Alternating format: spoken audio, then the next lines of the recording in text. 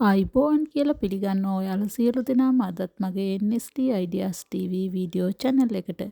ඉතින් අද ඉතාමත් වැදගත් දෙයක් තමයි මම ඔයාලට වීඩියෝ එකෙන් ගේන්න බලාපොරොත්තු වෙන්නේ. මේ වෙන විට මැද පෙරදිග රටවල් කිහිපයක් අතර ඇති වෙලා තියෙන යුදමය තත්ත්වය නිසා යුදගිනි ඇවිලිලා ඉතාමත් උණුසුම් තත්ත්වයක් තමයි රටවල් තුල තියෙන්නේ. මේ වෙලාවේ ඊශ්‍රායලයේ රැඳී සිටින මම ඔයාලත් සමග මේ සියලු අත්දැකීම් බෙදා ගන්න හිතුව අතර ඒ වගේම ඊශ්‍රායල් රජය විසින් ලාංකිකයන් වෙනුවෙන් විශේෂ දැනුම් දීම් කිහිපයක් ඊශ්‍රායලයේ රැඳී සිටින සියලුම විදේශ ජාතිකයන් වෙනුවෙන් විශේෂ දැනුම් දීම් කිහිපයක් සිදු කරලා තියෙනවා. ඒ දැනුම් දීම් ටිකත් ඔයාලත් සමග බෙදා ගන්න තමයි මම උත්සාහ කරන්නේ. ඉතින් රැඳී සිටින මගේ වීඩියෝ එක සම දිගටම මෙතෙක් ඔයාලා මගේ වීඩියෝ channel එක subscribe කරලා නැත්නම් මගේ වීඩියෝ channel එක subscribe කරලා bell icon එක click කරලා like එකක් දාන්න, ඒ වගේම වීඩියෝ එක සම්බන්ධව කමෙන්ට් එකක් දාගෙන යන්න. පළමුවෙන්ම මම ඔයාලට කියන්න ඕනේ මේ අවස්ථාවේදී ඊශ්‍රායලයේ සිටින සියලු දෙනාම ඉතාම ශක්තිමත්ව තමන්ගේ කාලය ගත කරන්න මේ වෙද්දී ඊශ්‍රායල් රටට ඇවිල්ලා සතිය හමාර වගේ පුංචි කාලයක් තුල මේ වගේ යුදමය අත්දැකීම් ලබන්න හම්බුණ මගේ සහෝදර සහෝදරියොත් ඇති. ඔයාලා කිසිම කෙනෙක් අනියත බියක් ඇති කරගන්න එපා. ඊශ්‍රායල් රජය කියලා කියන්නේ ජනතාවගේ ආරක්ෂාව අංක 1ට තියාගෙන ඉන්න රජයක්. ඒ නිසා අපි අනියත බියක් ඇති කරගත යුතු නැහැ. ඔයාලට රජය විසින් දැනුම් දීලා තියෙන ආකාරයට අනිවාර්යයෙන්ම ඔයාලගේ ළඟ තියෙන ජංගම දුරකථනයට home prompt command එක download කරලා ඒකට එන alert එක අනුව ඔයාලා අනිවාර්යයෙන්ම ආරක්ෂිත ස්ථානයකට යන්න. ඊට අමතරව ඔයාලට සයිරන් ශබ්දය අහන්න හම්බ වෙනවා. සයිරන් ශබ්දය ඇහුණට පස්සේ අනිවාර්යයෙන්ම ඔයාට ළඟම තියෙන ආරක්ෂිත ස්ථානයට යන්න. විශේෂයෙන් සාතු සේවයේ යෙදෙන අයට නම් තමන්ගේ සේවාදායකයා සමග තමා ආරක්ෂිත ස්ථානයට යන්න වෙන්නේ. නමුත් සමහර සේවාදායකයන් තමන් ආරක්ෂිත ස්ථානයට යන්න ප්‍රතික්ෂේප කරන අවස්ථාවල අනිවාර්යයෙන් මේ පිළිබඳව තමන්ට සම්බන්ධ ඒජන්සිය සහ තමන්ගේ එම්ප්ලොයගේ අයිතිකරුවන් දැනුවත් කරන්න. දරුවන් හෝ වෙනත් අයිතිකරුවෝ ඉන්නවා නම් ඔවුන්ව දැනුවත් කරලා තමන්ගේ ආරක්ෂාව සඳහා ඒ ආරක්ෂිත ස්ථානවලට යන්න පියවර ගන්න. ඊට අමතරව කන්ස්ට්‍රක්ෂන්, ඇග්‍රිකල්චර්, හොටෙල් වගේ ශේෂ්ත්‍රවල අය බොහෝ දුරට පෞද්ගලික ස්ථානවල තමා නවාතැන් අරගෙන තියෙන්නේ. සහ රැකියා කරන අවස්ථාවේදී අනිවාර්යයෙන්ම මේ වගේ ඔයාලට ආරක්ෂිත ස්ථාන කරා යෑම සඳහා දැනුම් දීමක් සිදු වුණොත් ඔයාට පහසුම ඔයාට ළඟම තියෙන ආරක්ෂිත ස්ථානයට යන්න. නමුත් ඒ අදි දුවල යන්න, ඒ වගේ හදිසි වෙන්න යන්න එපා. අපි යන්න තියෙන කාලය තුල එතෙන්ට යන්න ඕනේ. නමුත් දුවගෙන යන්න ගිහිල්ලා ගොඩක් වෙලාවට අනතුරු වලට ලක් වෙලා රෝහල් ගත වෙච්ච පිරිස් ඉන්නවා. එතකොට වැටිලා අතපය තුවාල වෙන්න, මගේ දේවල් වෙන්න පුළුවන් නිසා රජය විසින් කියන්නේ අවශ්‍ය කාලය තුල ආරක්ෂිත ස්ථානයට යන්න කියලා.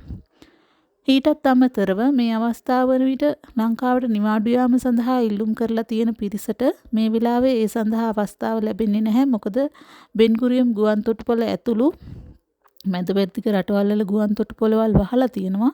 ඒ වගේම ලංකාවෙත් මැද පෙරදිග රටවල් හා සමග කරන ගුවන් ගමන් නවත්තලා තියෙන නිසා ඔයාට මේ නිවාඩු යාම සඳහා මේ දිනවල අවස්ථාව ලැබෙන්නේ නැහැ. ඒ වගේම ඉදිරියේ නිවාඩු යාම සඳහා රීඑන්ට්‍රි වීසා ඇප්ලයි කරලා තියෙන පිරිසට මේ අවස්ථාවේ ඒ වගේ කිසිදු කටයුත්තක් සිදු වෙන්නේ නැති බවත් රජය විසින් දැනුම් දීලා තියෙනවා. ඒවා ඉදිරි දිනවලදී තමයි සිදු වෙන්නේ.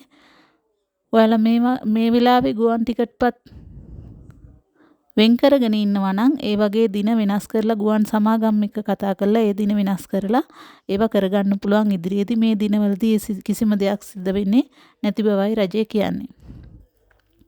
ඒ වගේම ඔයාලට රජයේ මේ රටේ රැඳී සිටීමේදී යම්කිසි ප්‍රශ්නයක් තියෙනවා නම් ඒ සඳහා අපේ එම්බසි එක තියෙනවා. එම්බසි එකේ නම්බර් එක දීලා තියෙනවා. ඔයාලා හැමෝටම මේ නම්බර් එකට කතා කරලා ඔයාලට පුළුවන් ඔයාලගේ ගැටලු ඉදිරිපත් කරලා, නැත්නම් පීබා ආයතනයට කතා කරලා ඔයාලගේ ගැටලු ඉදිරිපත් කරලා ඒ සඳහා විසඳුම ලබා ගන්න.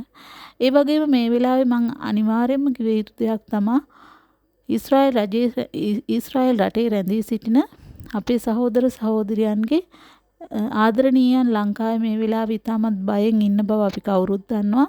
ඉතින් මම ඔයාලට කියන්න තියෙන්නේ ඔයාලා ඇත්තටම අනියත බියක් ඇති කරගන්න එපා.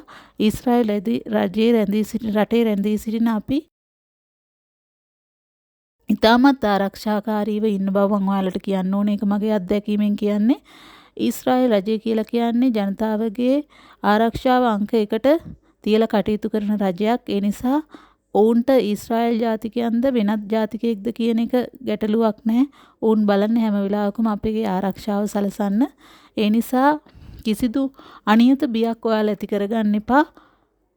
ඔයාලට පුළුවන් තම තමන් අදහන ආගම් අනුව ඊශ්‍රායල් රැඳී සිටින සියලු දෙනා වෙනුවෙන් තමන්ගේ ආදරණීයයන් වෙනුවෙන් ඒ ආගම් අනුව සෙත් පතලා අවශ්‍ය කටයුතු කරන්න. ඒ වගේ දෙයක් කරලා ඔයාලට පුළුවන් ආකාරයට ඊශ්‍රායල් රැඳී සිටින සියලු දෙනාව ශක්තිමත් කරනවා නම් ඒක හොඳයි කියලා තමයි මගේ අදහස. ඒ ඇරුණකොට ඔයාලත් කලබල වෙලා වුන්ව ගෙන්වා ගන්න කලබල කරන්න හදන්න එපා. ඇත්තටම ආරක්ෂිතව ඉන්නවා අපි සියලු දෙනාම. ඒ ගැන කිසිදු බියක් ඇති කරගන්න එපා. අපිට ඒ ආරක්ෂිත ස්ථානවල අනුගමනය කරන්න කියලා තියෙන ක්‍රියාපිළිවෙත් අනුගමනය කරනවා නම් අපි සියලු දෙනාට කිසිදු බියක් අනියත බියක් ඇති කරගන්න අවශ්‍ය නැහැ. ඒ වගේම මෙහි රැඳී සිටින මගේ සහෝදර සහෝදරයන්ගෙන් ඉල්ලන්න තියෙන දේ තමයි කරුණාකරලා ආරක්ෂිත ස්ථානවලට ගියාම ඔයාලා ඒ වගේ ෆොටෝ අරගෙන වීඩියෝ පට ඉදිරි අරගෙන සමාජ මාධ්‍ය හරහා ඉදිරිපත් කරන්න එපා. මොකද ඒක සතුරට හොඳ අවියක් වෙනවා ඒ වීඩියෝ පට ඉලක්ක ගැනීම සඳහා. ඒ නිසා එය සිදු නොකරන ලෙස මේ රජයෙන් ඉල්ලීමක් කරලා තියෙනවා. ඒ කිසිම අවස්ථාවක ඒ වගේ දේවල් කරන්න එපා. පහුගිය කාලේ අපේ ලාංකික සහෝදරයෝ වගේ දේවල් කරලා ලොකු ප්‍රශ්න වලට මුහුණ දෙන්න උනා. ඒ නිසා කරුණාකරලා ඒ දේ කරන්නට එපා. අලුතෙන් ආවයට මම මේ විශේෂයෙන් මේ දැනුම් දීමේ කීපය කරන්නේ. මොකද ඔයාලා ඇවිල්ලා වැඩි කාලයක් නැහැ. ඔයාලට මේ යුද්ධමය තත්ත්වයේ පළමු අත්දැකීම වෙන්න පුළුවන්. මගේ සහෝදර සහෝදරියෝ කිසි කෙනෙක් අනියත බියක් ඇති කරගන්න නැතුව රැඳී සිටින්න ඊශ්‍රායලයේ ඔයාලගේ හීන හැබෑ කරගන්න ඔයාලාව මේ සීන දේශයේ කිසිදු බියකින් තොරව රැඳී සිටින්න. හැබැයි ආරක්ෂිත පිළිවෙත් අනිවාර්යෙන්ම අනුගමනය කරන්න කිසිදු කලබලයකින් තොරව.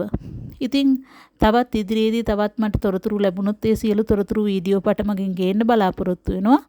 එතෙක් ඔයාලා සියලු දෙනාටම තෙරුවන් සරණත් ජේසු පිහිටත් ප්‍රාර්ථනා කරන ගමන් ලංකාවේ ඉන්න මගේ ආදරණීයන් සියලු දෙනාගෙන් ඉල්ලා සිටින්නේ ඔයාලා කිසිදු කෙනෙක් අනියත බියක් ඇති කරගන්න නැතුව තමන්ගේ ඊශ්‍රායල් රටේ රැඳී සිටින ආදරණීයන්ව ශක්තිමත් කරමින් ඔයාලා රැඳී සිටින්න කිසිදු බියක් ඇති කරගන්න එපා.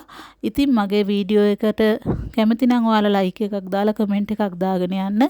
ඉදිරියේදී තවත් තොරතුරු රැගෙන එන තෙක් ඔයාලා සියලු දෙනාම ආයිබෝවන් කියලා මම සමුගන්නවා ඔයාලා සියලු දෙනාගෙන්.